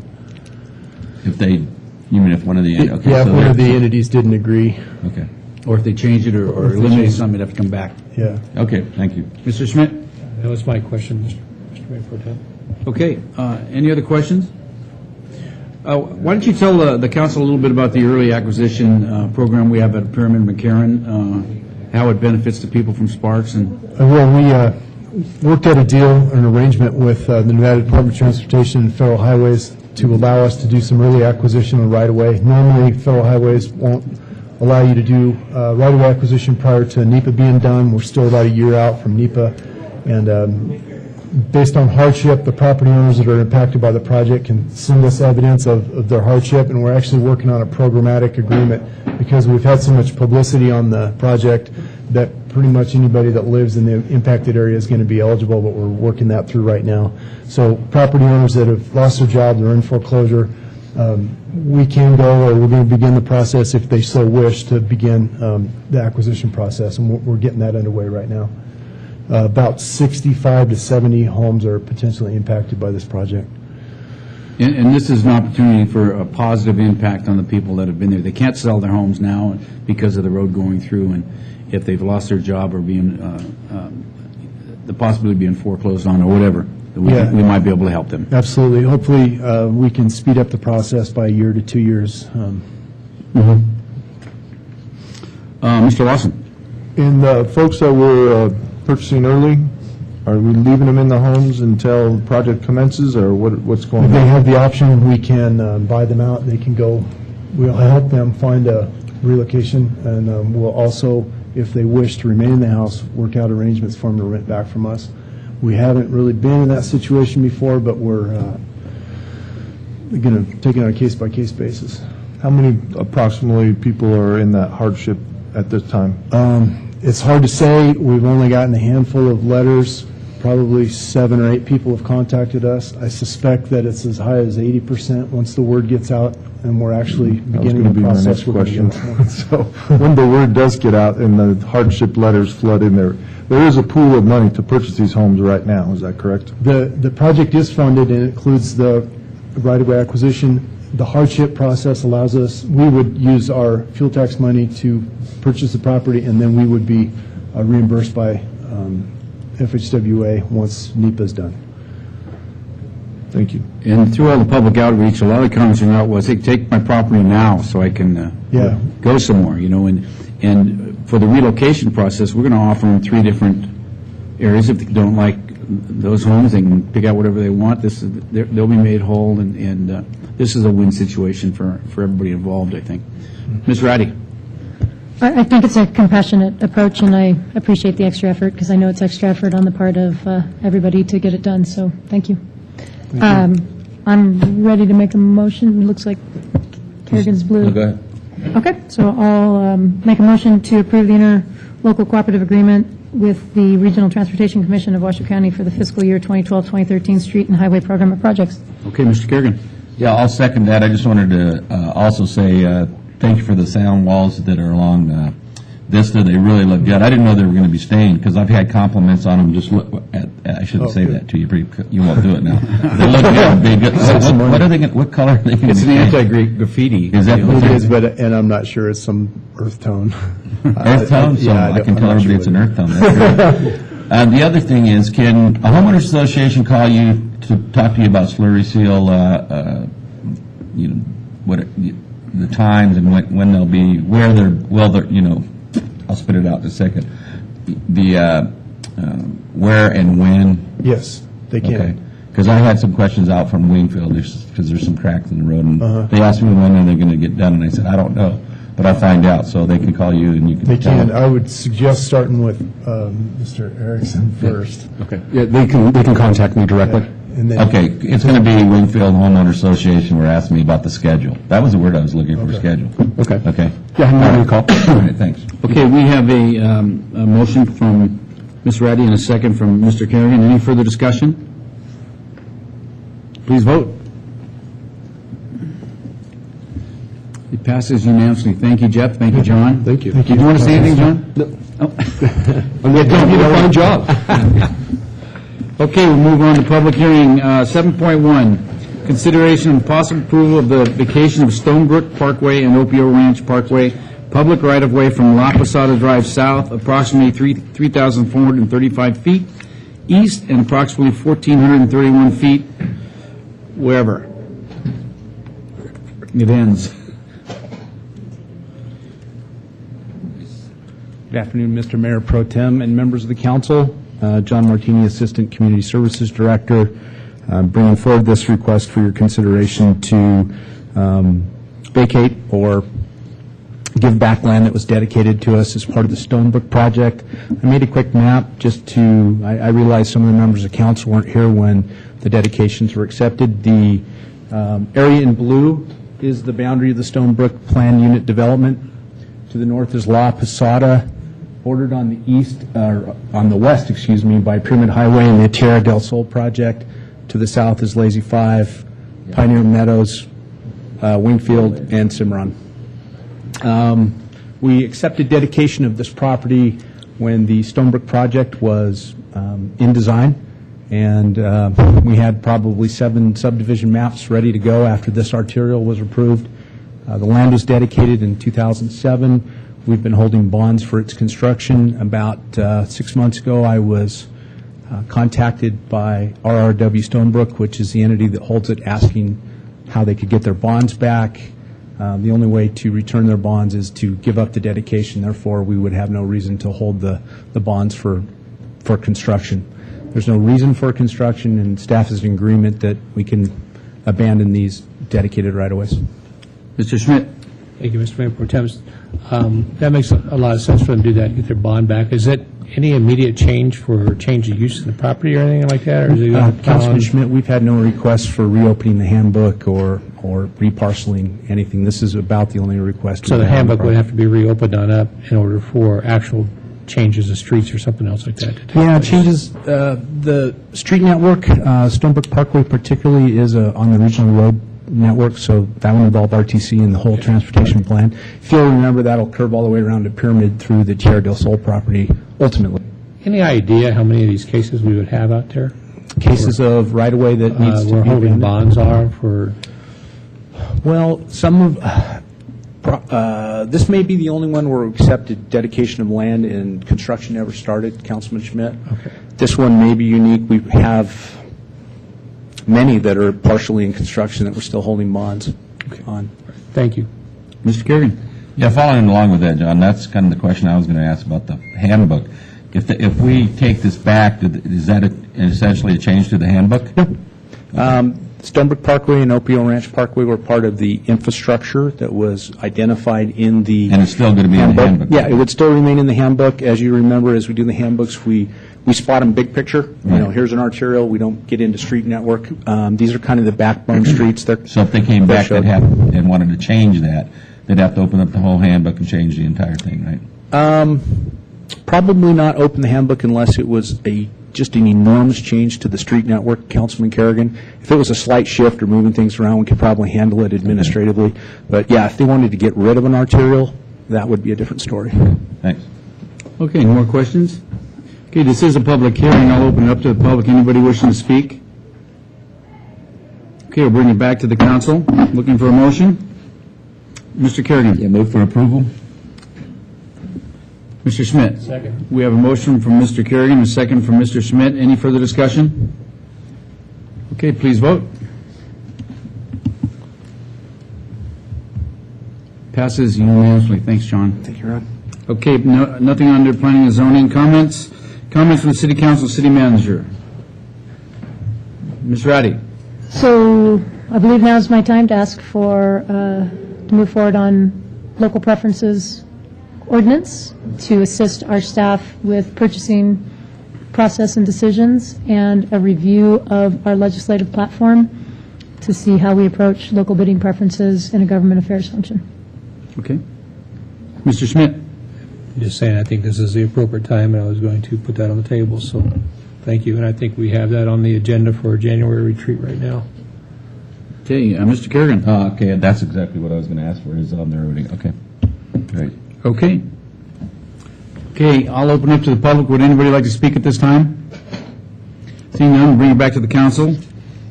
Looking for a motion. Really? Okay. We don't? Okay, we're adjourned. Hey, Let's not be democratic. I know.